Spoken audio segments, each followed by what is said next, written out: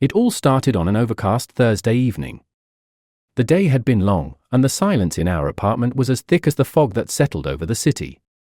I was alone, Adelia having mentioned something about a last-minute business meeting.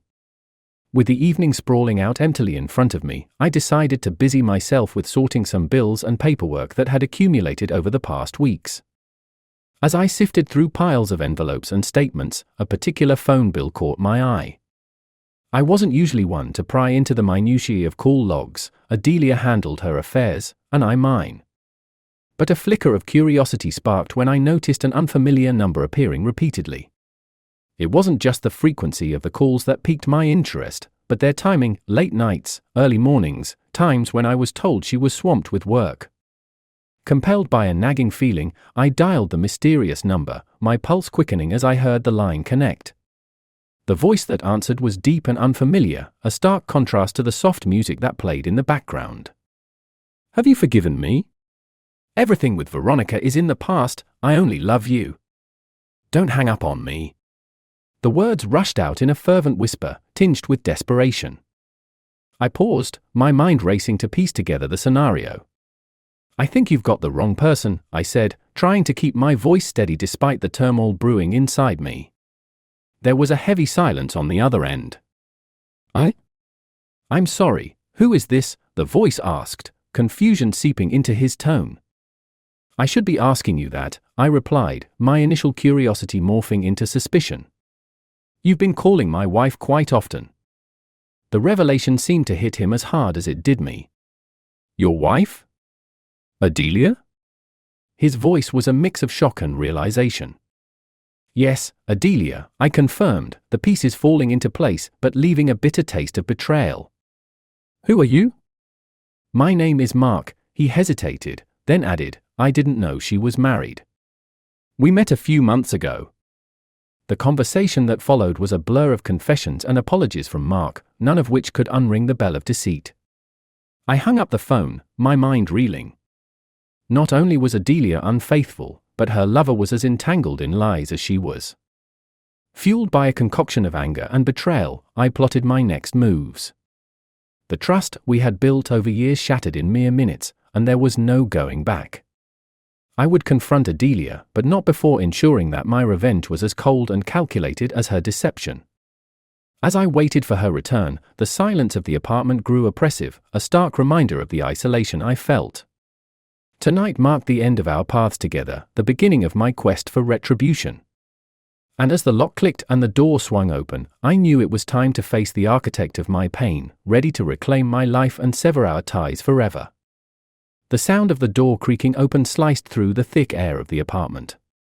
Adelia stepped inside, her face still flushed from the cold or perhaps from her clandestine rendezvous. She dropped her keys into the bowl by the door and froze when she saw me sitting in the darkened living room, the only light coming from the glow of the city outside. "Evan? You're sitting in the dark. Is everything okay?" Her voice wavered slightly, a mix of confusion and concern masking the undercurrent of guilt. I stood up slowly, the phone bill clutched in my hand. "We need to talk, Adelia," I said, my voice steady despite the storm of emotions brewing inside me. She flicked on the light, her eyes widening slightly as she took in my serious demeanor. "What's wrong?" "You're scaring me." I tossed the phone bill on the coffee table between us. "Who's Mark?" The question hung in the air, heavy with accusation. Adelia glanced at the bill, then back at me, her face paling. I don't know what you're talking about," she stammered, but her eyes darted away, unable to meet mine. "Don't lie to me, Adelia." I called him. "I know everything." I could hear the anger in my own voice, sharper than I intended. Her facade crumbled, tears welling up in her eyes. "Evan, It was a mistake. I never meant for any of this to happen." "A mistake? Is that what you call it?" I was pacing now, each step punctuating my growing rage. How long? How long have you been lying to me?" "It was just a few months." "It didn't mean anything. I was going to end it." Her voice broke, sobbing now. "Please, Evan, I am so sorry. I love you. Love? You have a funny way of showing it, Adelia. I snapped. My mind raced with the revelations from Mark and the duplicity before me. You're sorry you got caught, that's all. How can I trust anything you say? Adelia reached out to me, but I recoiled. I need time to think about all of this, I said coldly, turning away from her. You should stay somewhere else tonight. Her pleading fell on deaf ears as I walked into our bedroom and began throwing her belongings into a suitcase. The finality of each zip and snap echoed my resolve. This was more than a mere lapse in judgment, it was a betrayal that cut to the core of our vows. As I handed her the suitcase, our eyes met one last time, a mix of remorse and resignation in hers, determination in mine. We'll talk tomorrow about how we'll handle everything, legally, I said, the word divorce for lingering unspoken between us. Word divorce for lingering heart. She took the suitcase, her steps faltering as she left our apartment, the home we had built together now just a hollow shell of broken promises. As the door closed behind her, the silence settled back around me, deeper and more profound than before. I sat back down, alone in the dim light, my mind already turning to the next steps. This was not just the end of our marriage, but the beginning of my search for justice and reparation. The night was long, and as the city slept, my plans for retribution began to take shape. The night lingered long after Adelia's departure, a cloak of solitude wrapping around me as I sat in the quiet aftermath of our confrontation. The darkness was a comfort, a shield against the chaos of betrayal.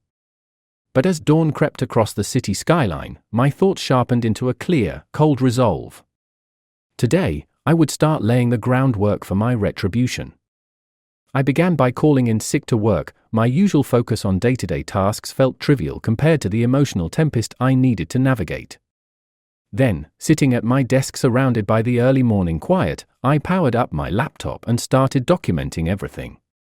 Dates of Adelia's late nights, times of her calls with Mark, their whispered lies now etched in black and white. Each entry was a calculated step towards a legal fortification. Mid-morning, my phone buzzed, an unknown number. I answered, my voice steady. Hello? Evan, it's Mark. We need to talk. Can we meet? His tone was earnest, perhaps a touch desperate. I paused, weighing the risks. Why should I meet you? Because I think we're both being played here, and I have proof. Please, just hear me out. Curiosity piqued, I agreed to meet him at a nearby cafe, an open, public place. I arrived early, the crisp air biting as I took a seat outside, facing the street. Mark appeared minutes later, a folder in hand, his face etched with anxiety. He sat down, pushing the folder across the table to me. Look at these, he urged. Inside were printed messages and emails, exchanges between Adelia and another man, not Mark. My heart pounded as I scanned the documents, betrayal layering upon betrayal. It wasn't just Mark, there was someone else, someone she called Darren. Mark watched me, his eyes earnest. I didn't know about him until last night. I had my suspicions. She's been lying to us both, Evan. The revelation sparked a new angle in my plan. Mark, now an unlikely ally, seemed just as intent on unraveling Adelia's deceit. What do you suggest we do? I asked, my mind racing through scenarios. I think we confront her together, with everything. We catch her off guard and get the whole truth, Mark proposed, his fists clenched as he spoke. I nodded slowly, the wheels turning. Okay, we do it together. But we do it my way. We need to be smart, precise. We spent the next hour devising a plan, setting a trap that would leave Adelia with no room to maneuver. As we parted ways, a grim camaraderie settled between us, forged in the fires of shared betrayal. The rest of the day was spent in preparation. I contacted a private investigator to gather more evidence and ensure that our confrontation would be irrefutable. As evening approached, I set the stage, arranging to meet Adelia the next day under the guise of discussing our separation. Lying in bed that night, the silence no longer felt oppressive but filled with the weight of impending justice. I knew the path ahead would be fraught with emotional landmines, but I was ready. Tomorrow, Adelia would face the consequences of her actions, and I would reclaim control over the narrative of my life, one calculated move at a time.